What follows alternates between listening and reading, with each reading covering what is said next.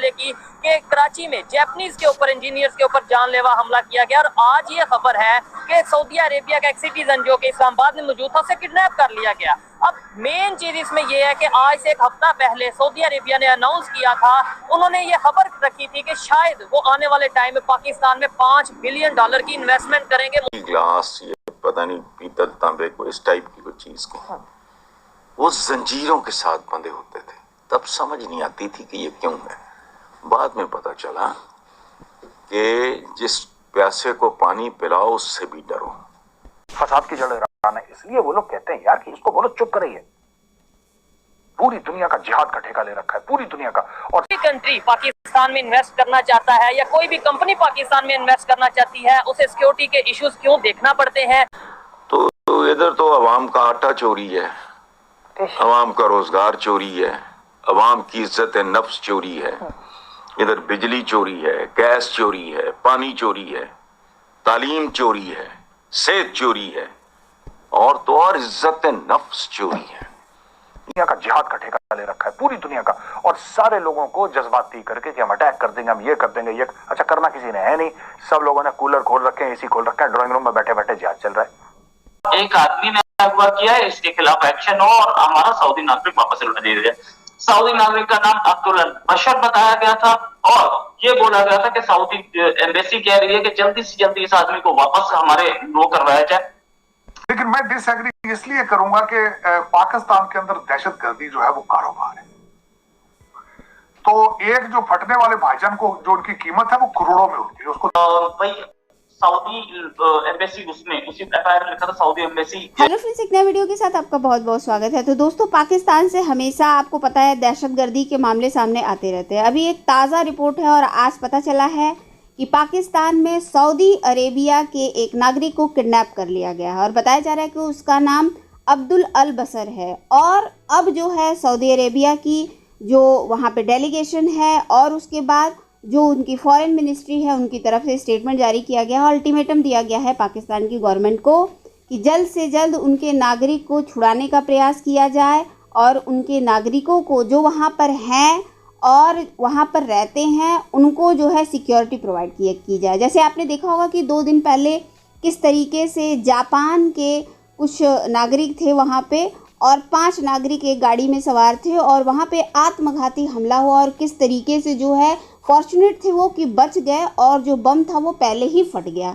इससे पहले आपने देखा होगा कि करीब 10-15 दिन पहले कि एक चाइना के 5 इंजीनियर्स थे जो कि किसी गाड़ी से जा रहे थे और वहाँ पर आत्मघाती हमला हुआ और एक बारूद से भरी हुई गाड़ी आकर उनके बस से टकराई जिसमें वो 5 के 5 इंजीनियर मारे गए। इसी के साथ उसमें करीब 8 पाकिस्तानी नागरिक थे, उनकी भी मौत हो गई। तो आप जानते हैं कि पाकिस्तान में किस तरीके से बम पड़ाके का खेल जो है रोज़ होता है और उनके लिए मारना, ये सारी चीज़ें, जिहाद, ये सब तो बहुत ही छोटी चीज़ें हैं। तो अब इस लिस्ट में सऊदी अरेबिया का भी नाम चल रहा है। तो आइए चलिए देखते हैं इसमें पाकिस्तानियों की क्या राय है। कुछ दिन पहले हमने सुना चाइनीज के ऊपर अटैक, फिर हमने सुना जापानीज के ऊपर अटैक कल कराची में, और आज ये सुन रहे हैं कि सऊदी अरेबिया का एक सिटीजन है जो इस्लामाबाद में मौजूद था, उसे किडनैप कर लिया गया है। क्या ये वजह है या इसके अलावा और भी वजूहात हैं जिसकी वजह से दूसरे कंट्रीज यहाँ पे आके इन्वेस्टमेंट नहीं करना चाहते? बाकी सब वजूहात के साथ साथ ये भी एक वजह है। बाकी कौन सी वजह? इनसिक्योरिटी की बहुत सारी शेप्स है। ठीक है। तो उसमें से ये भी एक इनसिक्योरिटी कि आपकी जान और आपका माल महफूज नहीं है, और जहाँ आपका जान और माल महफूज नहीं होगा वहाँ इन्वेस्टर नहीं आएगा। आप पैसा यहाँ पे राज नहीं हो जाती है, बैंक से लूट लिया जाता है बंदे को, चेक बाउंस हो जाए, उसकी रिकवरी के जो है वो अदलिया का निज़ाम। अगर एक बंदा, एक बिजनेसमैन अपना कोई केस लेके चेक का या दूसरा कोई कोर्ट लेके चला जाता है तो उसका फैसला आते आते वो बेचारा वैसे फेडअप हो जाएगा, यार मैंने सिस्टम का हिस्सा बनना ही नहीं है। उसके पास अपॉर्चुनिटी है, उसके पास इन्वेस्टमेंट है, वो यहाँ से उठाएगा, किसी सेफ जगह जाके कर लेगा। उसके अलावा इलेक्ट्रिसिटी ठीक हो गया।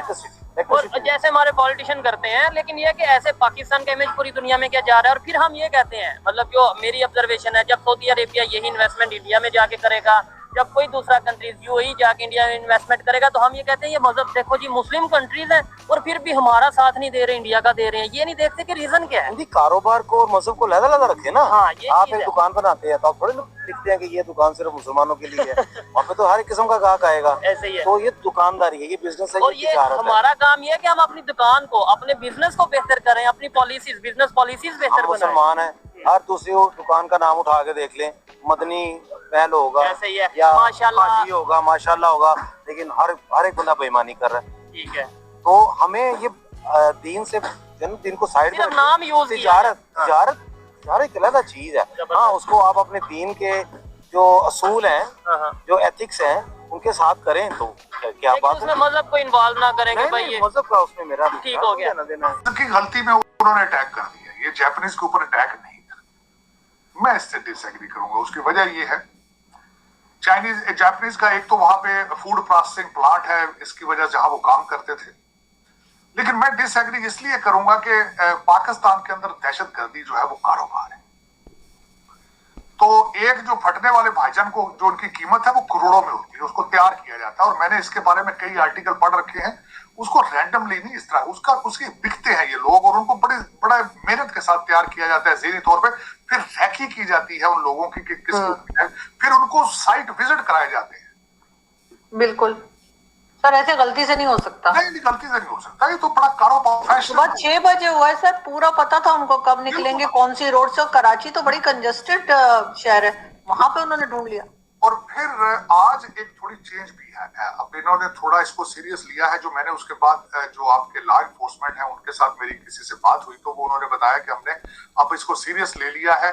हमने डेटाबेस बनाना शुरू कर दिया है कि फार्मर कितने हैं, कहाँ हैं, और उनकी नकलो हरकत के ऊपर भी हम तवज्जो देंगे। उनके जो जहां से वो गुजरेंगे हम उस रूट के ऊपर भी तवज्जो देंगे।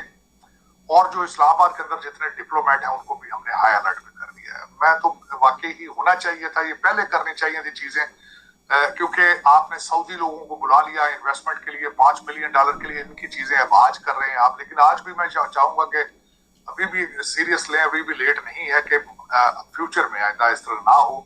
रेकोडिक के डील की बातें हो रही हैं पाकिस्तान के अंदर, आप रिफाइनरियों की बातें कर रहे हैं, आप मुसलसल लोगों को अट्रैक्ट करने की कोशिश करते हैं। लेकिन जहां दहशतगर्दी होगी वहां कौन आके पैसे लगाएगा? कोई भी नहीं लगाएगा। आपको चाहिए अपने, और साथ अदालतों पे कोशिश करें कि जो हमारे जज भाईजान है उनको भी कहें खुदारा तरस करें। सारे आप मुझे पता है सारे सिंपथाइजर हैं वो, जो है सारे चट्ठा, मैं तो चट्ठा समझता हूँ। आपका ओरिजिनली रोल मॉडल अगर देखा जाए ब्यूरोक्रेसी में तो जो चट्ठा साहब है उनसे बड़ा ब्यूरोक्रेट नहीं होगा। फॉरेन कंट्री में रहे, दुबई की आपने बात की, मुझे बताएं वहाँ पे पाकिस्तानियों की क्या इमेज है, क्या मतलब किस नजर से as compare to Indian, as compare to Bangladesh? सच बताइएगा। नहीं, बांग्लादेशियों से तो अच्छी है अल्हम्दुलिल्लाह। अच्छा, और इंडियन से? क्योंकि हमारा लिटरेसी रेट बहुत कम है। अच्छा, हाँ, ये बड़ी मैटर करती है। पढ़े लिखे लोग नहीं है हमारे। वो दूसरा आपको फॉरेन में स्पेशली गल्फ की बात बता रहा हूँ, जितने भिखारी मिलेंगे वो पाकिस्तानी मिलेंगे आपको। भिखारी ईद पे स्पेशल यहाँ पे पूरा माफी है। ये लोग बंदों को वीजे देते हैं, वीजे देते हैं, वहाँ ले जाते हैं उनको, उनसे भीख मंगवा के ना उनको ये मंथली देते हैं। नहीं, मुझे ये बात नहीं समझ आई, वीजा प्लस टिकट कितने पैसे? कोई पैसा नहीं लेते उनसे कोई पैसा। वो कहते हैं आपको फ्री में बस दुबई भेजेंगे। नहीं, उनको पैसे देंगे वो। उसको एक पर्टिकुलर अमाउंट देंगे वो। ठीक है, और वहाँ पे जाके वो रोडों पे खड़े होंगे।